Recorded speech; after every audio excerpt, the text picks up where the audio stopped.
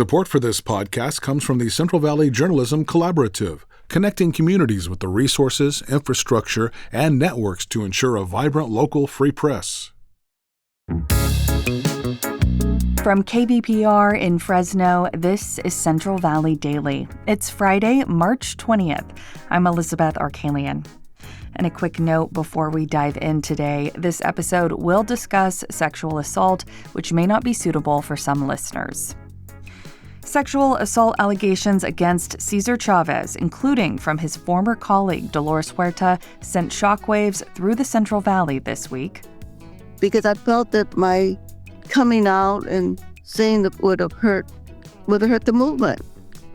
Today, we break down the allegations against Cesar Chavez and discuss how this news is impacting people here in the Valley. But first, these headlines. Advocates and political leaders across the U.S. are working to reconcile the legacy of the late civil rights leader, Cesar Chavez. This week, those allegations that he sexually abused girls and women shook communities across the country, including here in the Valley. The allegations against Chavez have drawn immediate calls to change and cancel events honoring him. Legislators in California are now seeking to rename a day honoring him as, quote, Farmworkers Day. Chavez died in 1993 and was laid to rest in Kern County. Latino leaders and community groups quickly called the alleged abuse inexcusable, but emphasized that the farm worker movement was never about just one man. And towns across California are taking steps to now remove the name of Cesar Chavez from public places. As KVPR's Kerry Klein reports, that could even include one Kern County town the late civil rights leader once called home. Chavez and his family spent 9 years living in Delgado. That's where he helped organize a grape strike that was foundational to the farm labor movement. Here's Delgado resident Jose Salvador Orellana. This person means a lot to Delgado, to the Central Valley, to Mexican-American history. That's why Orellana found the allegations so surprising and saddening. He leads the Delgado youth advocacy group Loud for Tomorrow.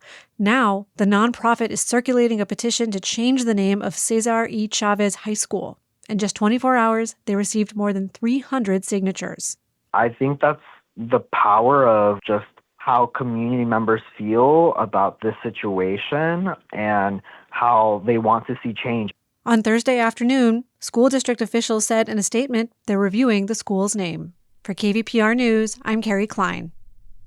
A new poll by the UC Berkeley Institute of Governmental Studies is out for a pair of initiatives likely to qualify for the ballot this election.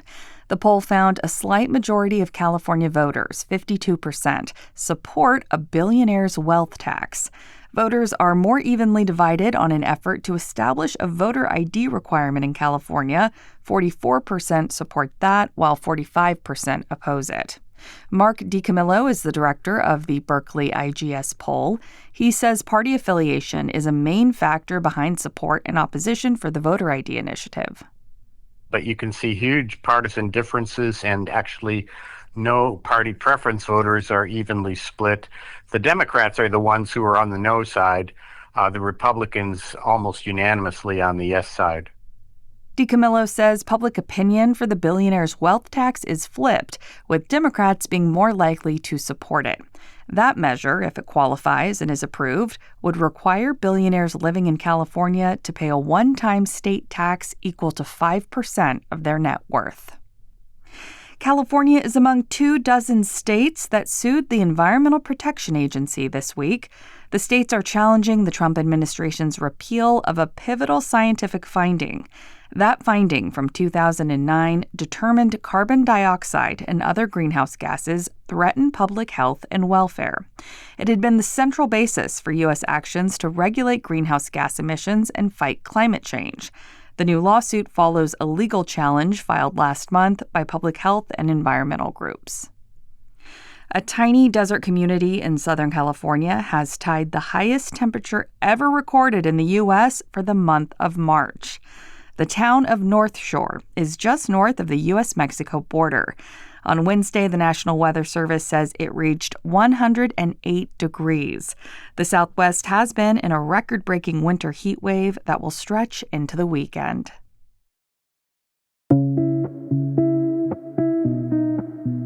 heard the saying, there's strength in numbers, right? Well, how about this? We've heard from over 1,000 new supporters in recent months. These listeners donated to KVPR after we lost federal support. That's incredible, but there's more work to do. We need to hear from 300 new supporters by March 20th to stay on track. Join the movement and keep KVPR central to the Valley and central to your life. Give now at kvpr.org. And now to our main story. A bombshell New York Times investigation released Wednesday has rattled people across the country, especially in Central California. The Times revealed the late civil rights leader Cesar Chavez exploited his influence and sexually abused several women and girls. Among them, his counterpart, Dolores Huerta. Huerta co-founded the United Farmworkers Union with Chavez and said she was pressured into sex with him and later raped. Chavez is credited with leading a movement that has shaped modern work protections for field workers, those who do the backbreaking work of harvesting the fruits and vegetables that feed our country. The public reaction to the news has been swift and cutting, with town leaders promptly distancing themselves from Chavez, expressing disbelief, betrayal, and disgust. To summarize the allegations and discuss the fallout so far, today I'm joined by KVPR's news director, Cresencio Rodriguez Delgado, and associate editor, Kerry Klein. Hello to you both. Hey, Liz. Hi, Liz. Okay, Cress, I gave a brief overview of what's going on, but just to start, can you summarize for us what the allegations against Chavez entail? Yeah, so without going into extreme graphic detail, the New York Times came out with a major story that exposes sexual abuse by Cesar Chavez. What we have learned so far from the reporting from the New York Times is that two women say they were abused by Chavez when they were young girls. One of them, according to the New York Times, was technically raped. And even more surprising was that we learned that the co-founder of the United Farmworkers Union, Dolores Huerta, also faced abuse. The New York Times reports that Cesar Chavez raped her, and one of the incidents happened in 1966 in a grape field right outside the city of Delgado. And in her interview with the New York Times, Dolores Huerta reveals that she became pregnant twice by Chavez. And this abuse happened in the early days of the farm worker movement as it was just gaining steam and as farm workers were beginning to do their public work. And the New York Times says that they uncovered a larger pattern of sexual misconduct by Chavez in the course of the reporting, which actually began 5 years ago. Wow, okay. Well, Kerry, with Dolores Huerta, do we know her response to all of this being made public? So her statement confirms what the New York Times wrote. She said she had 2 unwanted sexual encounters with Chavez and that both resulted in pregnancies. She then arranged for the 2 baby girls to be raised by other families, although she said she's been able to since develop a deep relationship with them. And she apparently hid the pregnancies by wearing baggy clothes and ponchos at the time. Now, we, of course, have that statement. She also spoke with the radio show and podcast Latino USA.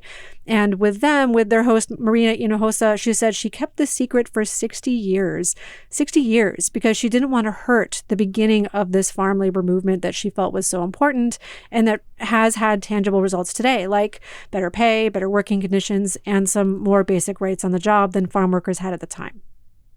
I think my staying quiet and not revealing this, I don't know if that contributed or didn't contribute, but in my mind, when people say, why didn't you leave? Why didn't you tell people? Well, this is why. Because I felt that my coming out and saying that would have hurt the movement. Chris, this is important and significant all over the state and the country, but it's especially significant here in the San Joaquin Valley. So can you walk us through the farm labor movement's history in our area and just why this news is especially poignant here? Absolutely. I mean, to start, the modern farm worker movement was born right here in the San Joaquin Valley. You have Mexican and Filipino farm workers who were fed up with the working conditions and kicked off strikes and protests. What we know today as the United Farm Workers is largely focused on Latino farm workers.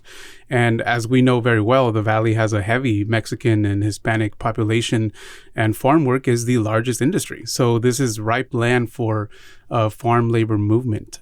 And you can say that the farm worker movement led by Cesar Chavez and Dolores Huerta pretty much shaped life in the Valley. I mean, they not only secured basic rights for workers, as Kerry was mentioning, but also shaped entire generations. You know, so many of these generations are children of farm workers, myself included, and some generations can trace their own family back to the original farm worker movement that kicked off in the 60s. And so over time, you have had some generations that were integrated into this fabric also due to migration.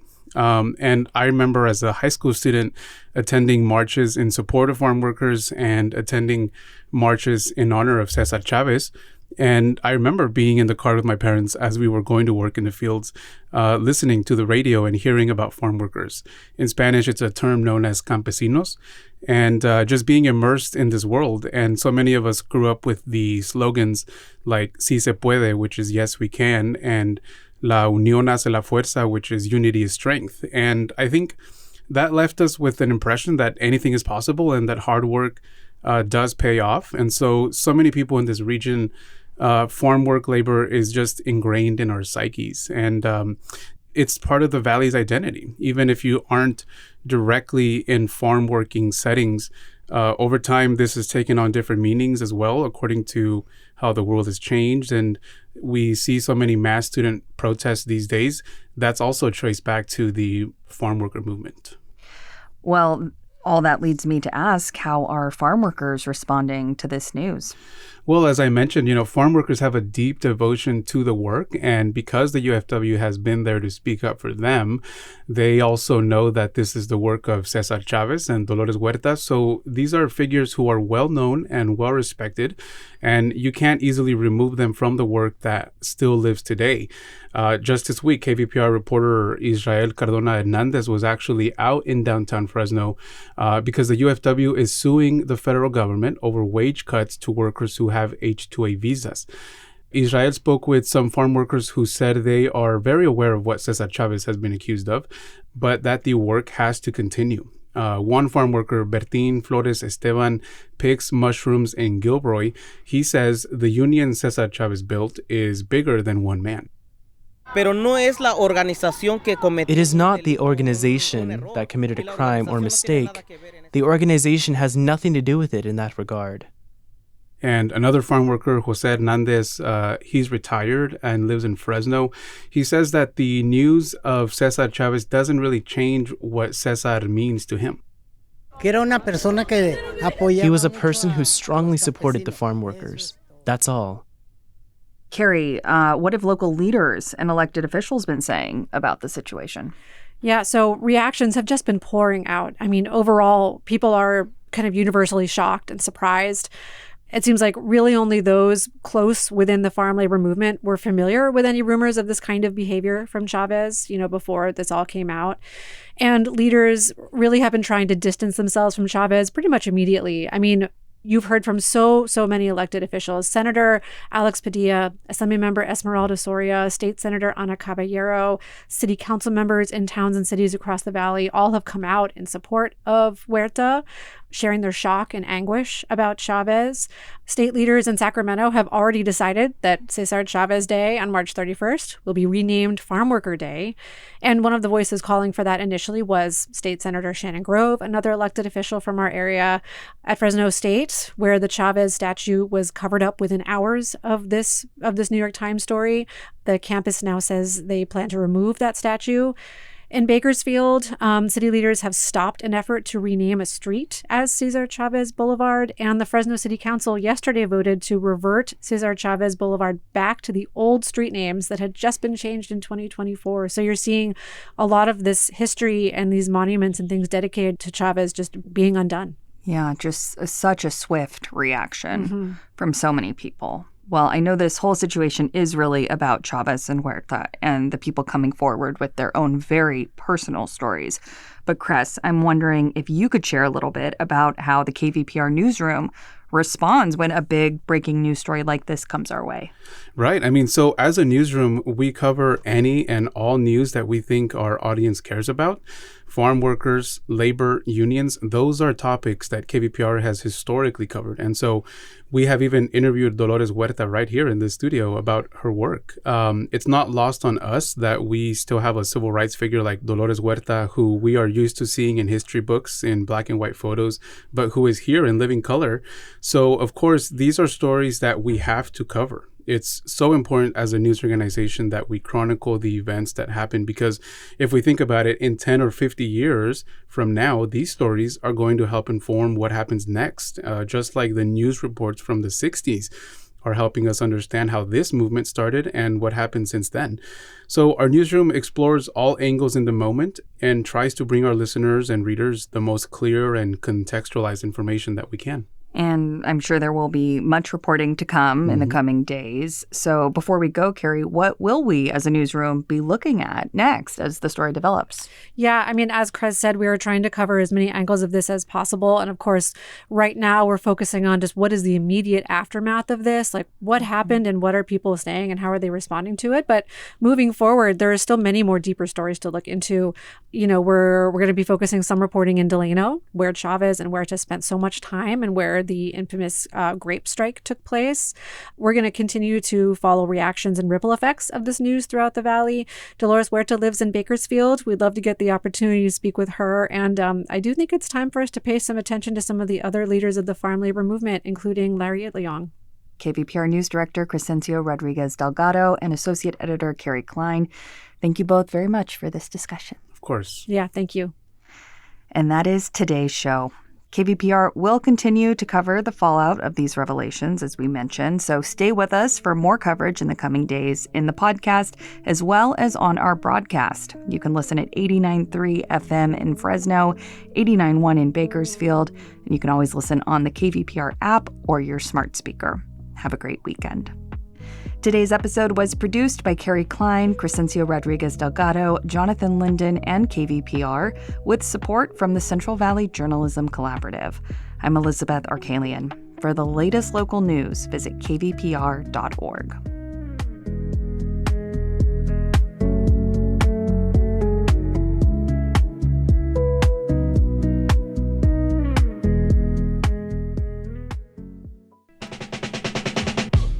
This is Tanya Mosley, co-host of Fresh Air. You'll see your favorite actors, directors, and comedians on late-night TV shows or YouTube. But what you get with Fresh Air is a deep dive. Spend some quality time with people like Billie Eilish, Questlove, Ariana Grande, Stephen Colbert, and so many more. We ask questions you won't hear asked anywhere else. Listen to the Fresh Air podcast from NPR and WHYY.